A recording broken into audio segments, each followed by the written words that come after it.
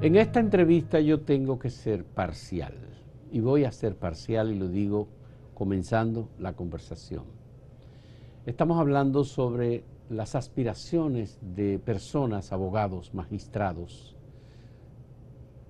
trabajadores intelectuales del derecho que aspiran al Tribunal Constitucional de República Dominicana. Y Claudio Aníbal Medrano, el juez coordinador del Departamento Judicial de San Francisco de Macorís, además de presidente de la Corte de Apelación de San Francisco de Macorís, es nuestro invitado de hoy, pero tenemos que decir que es una persona, que nos conocemos desde pequeños, somos hermanos, trabajamos juntos en el movimiento cultural en Bonao, en Fila Teatral La Pipa. En la fila teatral La Pipa, por cuando supuesto. viniste a Santo Domingo, me dejaste los olores de tu programa. Del programa que yo hacía en Radio sí, Bonao. Es así. Entonces, Claudio Aníbal Medrano es un hermano y yo lo voy a entrevistar sobre sus aspiraciones a ser miembro del Tribunal Constitucional. Ojalá que los miembros del Consejo Nacional de la Magistratura conozcan más detalles de lo que ya tienen, de una persona éticamente sólida, de una persona con una formación y con un trabajo profesional en el área del derecho como pocos. Yo puedo dar el testimonio porque desde que era estudiante en la Universidad Autónoma de Santo Domingo, lo recuerdo muy bien, estábamos juntos, él en Derecho, yo en Comunicación.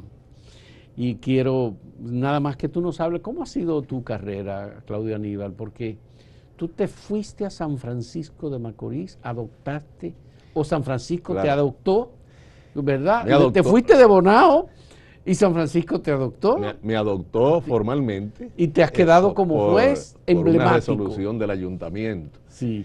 Pero más que eso, primero yo creo de la comunidad, de toda la gente de San Francisco, porque me he quedado gustosamente allí. Ya. Y tuve muy buena recepción de los compañeros de labores en la emisora donde llegué a trabajar. Ya. Y luego en la universidad, entonces eso fue... Bueno, ustedes pueden escuchar la voz de locutor que tiene Claudio Aníbal Medrano, que era un locutor también en Bonao. Eso sí. ¿Verdad? Eso sí.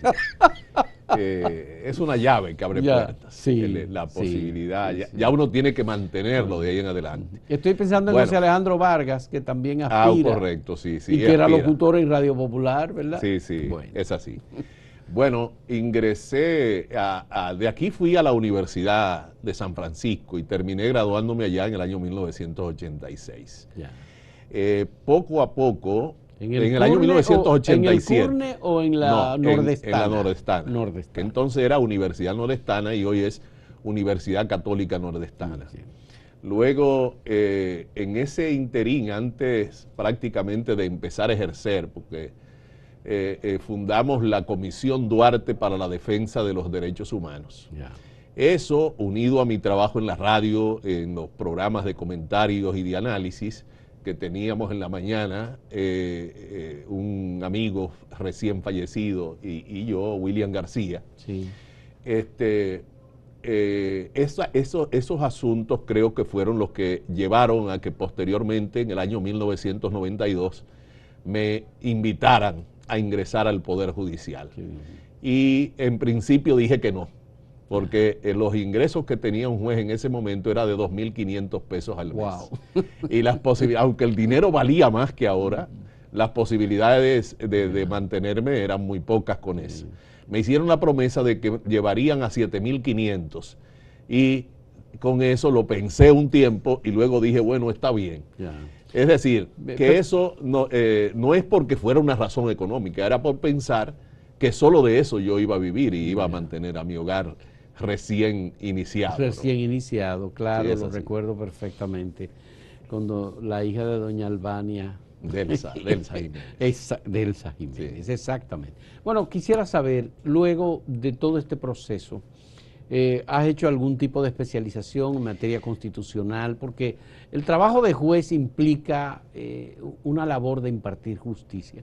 Tú siempre fuiste muy tranquilo, muy calmado, trabajaste en el área de cultura, muy estudioso siempre, y tenías como en la sangre la condición de juez, pero eso se fue trabajando. Claro, creo que lo que facilitó, digamos, mi vocación fue precisamente la preocupación por el tema de los derechos humanos, el trabajo en los medios de comunicación. Esos dos componentes unidos hicieron que yo sintiera mucha inclinación por la labor jurisdiccional. Y afortunadamente muy temprano empezó un programa que tenía la Suprema Corte de Justicia con la UNFU y el ILANUT a hacer unos cursos en Santiago, en el Instituto Superior de Agricultura, al que viajábamos periódicamente durante un buen tiempo. Y todas esas cosas fueron fortaleciendo mi sentido de pertenencia al Poder Judicial. Al Poder Judicial. Entonces, posteriormente, ya con el tiempo, además sobrevino la experiencia de la Escuela de la Judicatura, en la que fui miembro del primer consejo directivo. Digamos que la formación de la escuela, la construcción de la idea de escuela, yo estuve desde un principio y hasta el día de hoy. Prácticamente todos los egresados de algún modo han sido mis alumnos en la Escuela de la Judicatura. Hice una maestría en Justicia Constitucional en la Universidad de Costa Rica y con titulación también de la Universidad de Castilla-La Mancha. De modo que tengo especialidad y tengo la maestría en Justicia Constitucional, que la hice conjuntamente con dos compañeros de aquí de Santo Domingo que han tenido mejor suerte que yo en términos de las aspiraciones de ahora, que es el magistrado Hermógenes Acosta de los Santos, que ahora sale del Tribunal Constitucional en este momento, y la magistrada Pilar Jiménez, que es la jueza de la Suprema Corte de Justicia. Fueron mis compañeros en esa maestría. Y en este momento que el Tribunal Constitucional está saliendo precisamente de dos jueces profesionales, como es el caso del magistrado Hermógenes Acosta de los Santos y la magistrada Katia Miguelina Jiménez. Penalista. Exactamente. O sea, está dejando un espacio importante ahí en el que uno piensa y abriga la idea de que pudiera ser que en ese contexto, respondiendo al perfil definido en la ley, pudiera uno incluirse.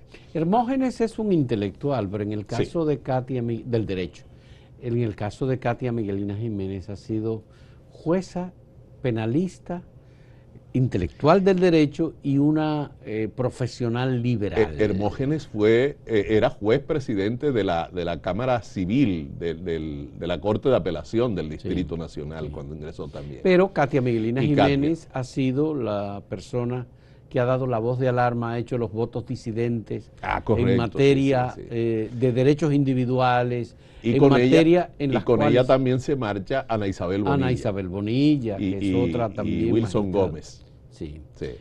Bueno, estas son de las cosas que son los cuatro que se marchan, ¿no? Y uno quisiera que fueran sustituidos por personas que tengan un pensamiento, que proyecten a la República Dominicana un poco más allá de donde nos hemos quedado, porque para algunos estamos en el siglo XVIII todavía en materia de derechos. ¿Tú crees que hemos avanzado como correspondería en materia de derechos individuales, como garantista que debía ser el Tribunal Constitucional? Mira, creo que hemos tenido el tribunal de despegue, el de inicio, el Tribunal Constitucional que ha tomado decisiones que incluso aquellas con las que menos comulgo, nos hacen entender la importancia del Tribunal Constitucional, como fue aquella sentencia 168 y la sentencia 256-2014 relativa al mecanismo de desconocimiento del instrumento de reconocimiento de la jurisdicción contenciosa de la Corte Interamericana. Incluso sobre ese tema escribí un artículo en la revista de la Pucamaima, en el año 2015, creo, ¿no? Igual, luego escribimos sobre el tema de el interés jurídico al momento de intentar la acción de inconstitucionalidad. Y definitivamente son temas para mí trascendentes, pero el hecho de que nosotros hayamos tenido el Tribunal Constitucional hoy hace que aquello que era algo que nosotros leíamos en los libros se convierta en parte del día a día en la sociedad dominicana. O sea, ya la gente sabe que la democracia dominicana tiene el instrumento garante de ella, es decir, no la democracia plebiscitaria, no la democracia de las mayorías, sino la democracia de los derechos. Pero ha sido muy conservador. Bueno, pero y ha generado problemas serios en la sociedad dominicana. Pero ahí estamos hablando, con sus decisiones controversiales. Pero ahí estamos hablando de un tema relativo a la posición ideológica de los integrantes del órgano. Y en ese sentido, el concepto de constitución que se tiene y la ideología más o menos conforme con el concepto de constitución que deriva de ese instrumento del año 2010, permite tener otras opciones, como el caso que señalábamos, es decir, es una pena. Probablemente yo decía, si yo hubiese estado en ese momento allí, yo estaría entre los votos disidentes. ¿Verdad? Bien. Me parece muy bien. Es una pena que Milton Rey Guevara termine su paso por el Tribunal Constitucional habiendo metido esa institución en un farragoso espacio irreflexivo y poco viable para la sociedad dominicana, en lo que la sociedad necesita en materia de derechos constitucionales, que fue lo que él aprendió y fue lo que él prometió y dijo que haría, luego de haberlo aprendido en Francia, en República Dominicana. Vamos a hacer una primera pausa en este diálogo con Claudio Aníbal Medrano, juez coordinador del Departamento Judicial de San Francisco de Macorís y presidente de la Corte de Apelación, de Cámara Penal de la Corte de Apelación de San Francisco. En un momento volvemos.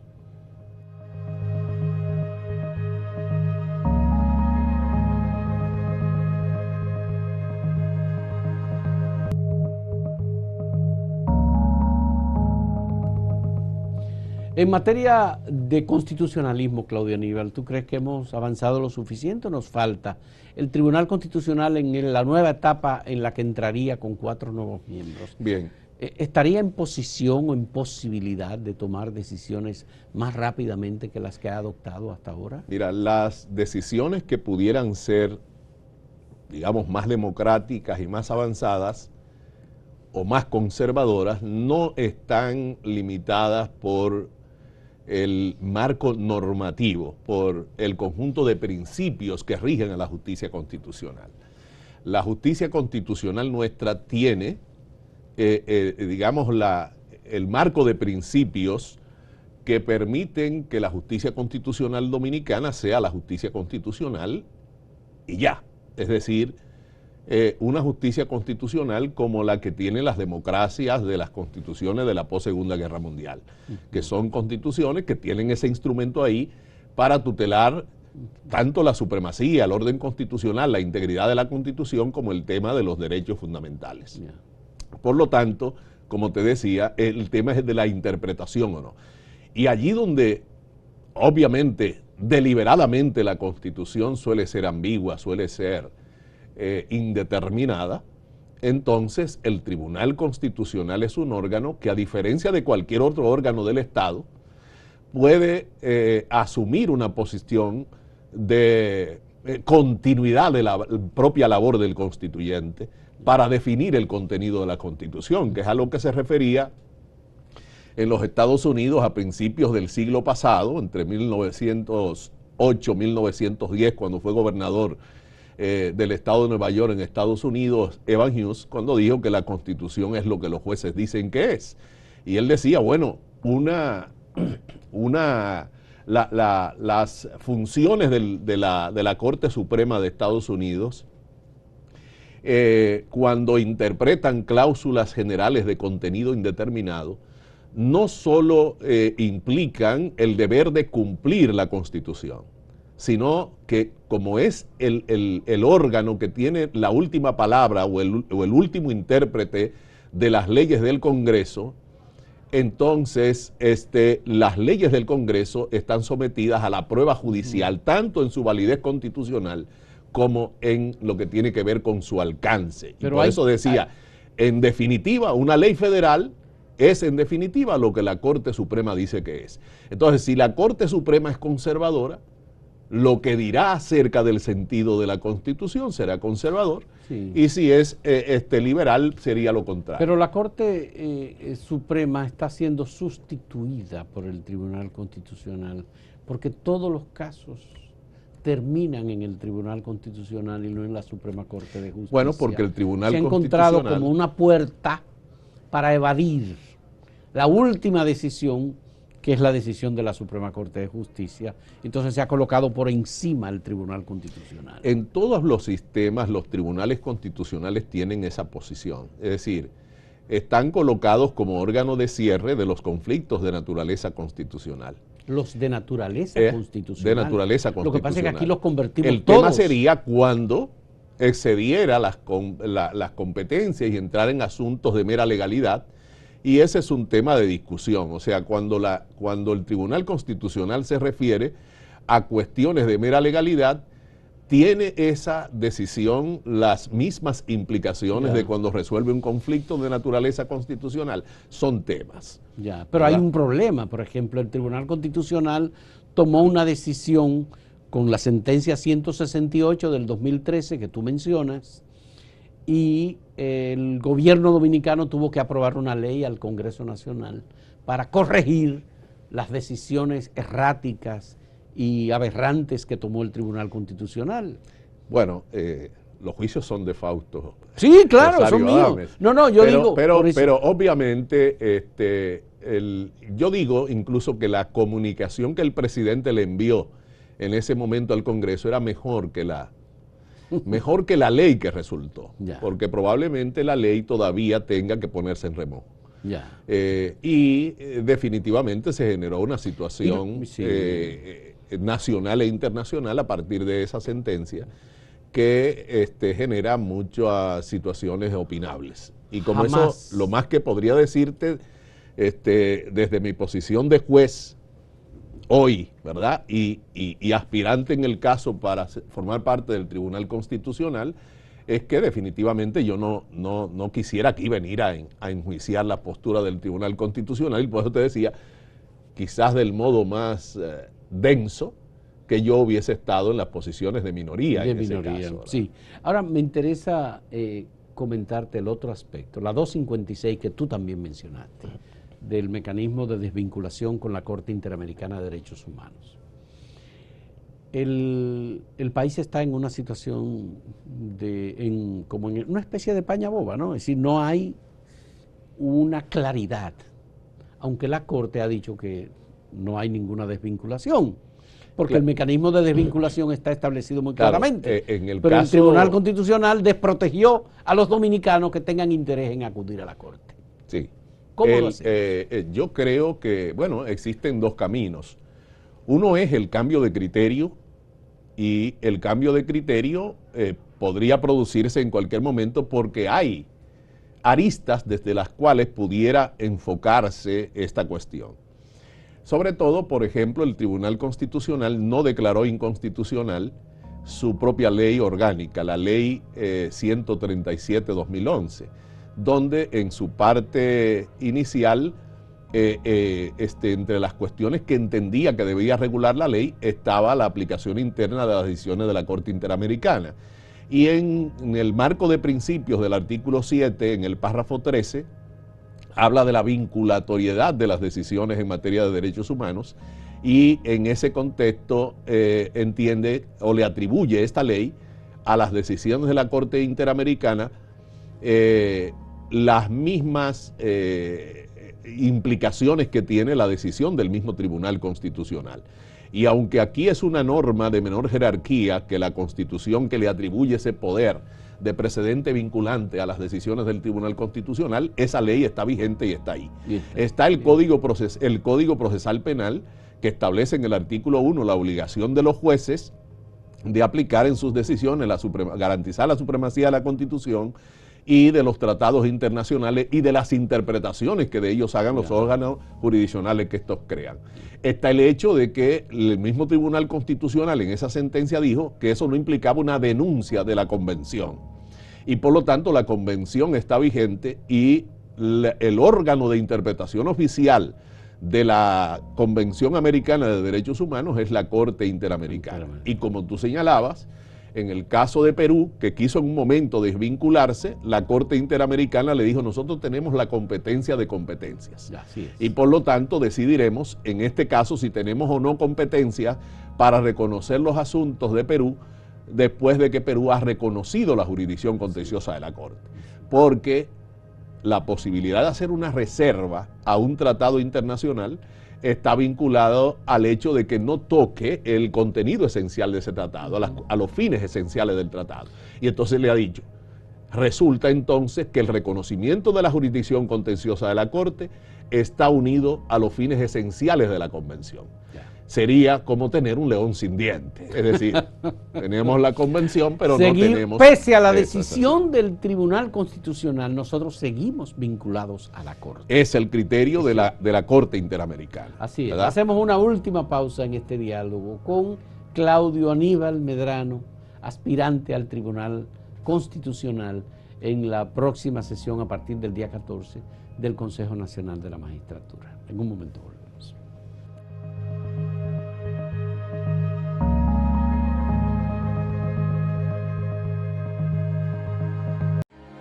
Somos Grupo Acento, acento.com.do y Acento TV. Hacemos contenido informativo y de entretenimiento con la mayor calidad posible. Con tu colaboración, podremos continuar con nuestra labor en el periodismo independiente. Puedes apoyarnos sumándote como un miembro exclusivo de nuestra plataforma. Solo tienes que ir al botón de unirse, que está justo al lado del de suscribirse, y ahí se desplegará la lista de colaboraciones. Puedes optar por la colaboración plata. Por $9.99 mensuales, a cambio, tendrás insignias especiales en el chat y acceso anticipado a nuestros videos.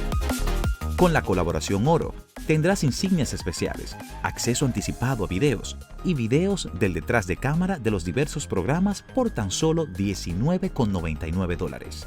Con la colaboración Platinum, por $29.99, tendrás todos los beneficios de los niveles anteriores, más mención de tu canal en la descripción de nuestros videos y al final de cada video. Puedes cancelar tu colaboración en cualquier momento. Contamos contigo. Somos Grupo Acento y junto a ti seguiremos haciendo la diferencia.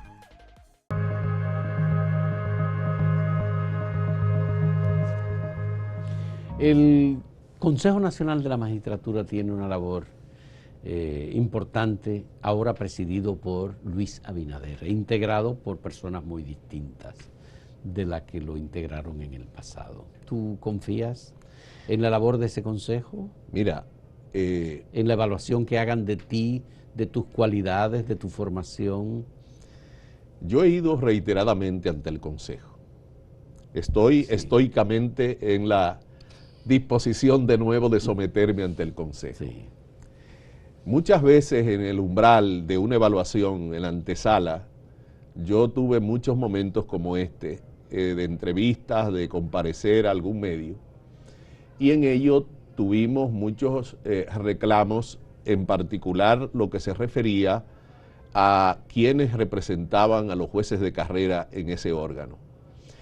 Y afortunadamente en esta ocasión, es un elemento de esperanza, tenemos a dos jueces de carrera, porque además de estar el presidente de la Suprema Corte de Justicia, que si bien viene del ámbito político hacia presidir la Suprema Corte de Justicia, fue también el fundador de la Escuela Nacional de la Judicatura y conoce a cada juez de la República Dominicana. Así es. Y entonces yo creo que eso le puede dar una perspectiva distinta. Está el caso también de la magistrada Nancy Salcedo, que es una jueza de carrera. Sí. Y aunque también he criticado la presencia en ese órgano de la Procuraduría General, de la Procuradora o del Procurador General de la República, quien hace las veces de Procurador General de la República en el momento es una jueza de carrera. Así es. Y digamos, de más larga carrera, ¿no? Porque claro, es una magistrada que trabajó prácticamente toda su vida comenzó útil en el Ministerio Público y ya tiene más de 40 años en el Poder Judicial. Entonces, desde ese punto de vista, uno no espera parcialidad ni privilegio. Yo lo que aspiro cada vez es a que el más preferido de cada uno, ¿verdad?, yo tenga los mismos derechos que el más preferido de cada uno. Yo me refiero a una justa evaluación. Pero que además sí, sea la situación no mía, sino de cada aspirante, de cada mujer y hombre que va confiado ante este órgano a exponerse, porque es una situación de exponerse. Tú puedes salir de ahí o ridiculizado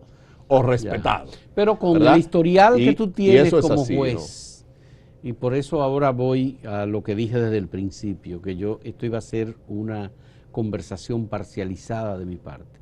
Con el historial que tú tienes como magistrado, como coordinador del Departamento Judicial de San Francisco de Macorís, como presidente de la Cámara Penal de la Corte de Apelación, como hombre del derecho, como un intelectual del derecho, es conocido, sobre todo por San Francisco y la región del Cibao, pero quienes te han dado seguimiento saben que tu trabajo ha sido memorable. Y en cierto modo nacional, porque, bueno, todas las experiencias que han diseñado de capacitación el Tribunal Constitucional, nosotros hemos estado en ellas. Las que ha diseñado en un momento la Cámara de Diputados para ir al país sobre temas de la Constitución, nosotros estamos de ellas. Las que ha diseñado la Fundación Institucionalidad y Justicia, nosotros hemos estado en ellas. Sí, pero yo me la refiero... Pucamaima de Santiago y Santo Domingo hemos estado en ellas. Cuando tú has tenido que juzgar casos claro. emblemáticos, Claro. importantes, y ha tenido que cantar y fijar posiciones a menudo contramayoritarias. Lo has hecho correctamente. Contramayoritarias. Ese es mi criterio. Es mi así. criterio. Mi percepción sobre esos casos es que en un momento ha habido lo que es natural, posturas disidentes, y el tiempo siempre nos ha dado la razón. Te ha dado la razón, claro. Eso es lo sí. que creo. De manera que, Claudio Aníbal, para nosotros, que siempre te hemos dicho Medrano, ¿verdad? Porque así era que nos manejábamos como estudiantes cuando estábamos en la Universidad Autónoma de Santo Domingo y en Bonao, en La Pipa y en todas partes. Y tú como locutor. La Pipa era un grupo de teatro que era asesorado por Fausto Rosario Adames. Te reitero. Sí, con Luis Manuel y compañía. Sí, con Luis Manuel bueno, y tu cuñado. Sí, claro. Bueno, nada más que decir esto para despedir a Claudio Aníbal Medrano. Que le vaya bien, que sea, yo creo que hay gente muy buena en el Consejo Nacional de la Magistratura que valora tu trabajo y tu historial, y tu honestidad y tu capacidad. Qué bueno. Que así sea. Que así sea. Señores, muchas gracias. Estoy muy contento de tener una conversación con un compañero de infancia que aspira a una de las altas cortes de República Dominicana. Muchas gracias por la compañía. Hasta luego.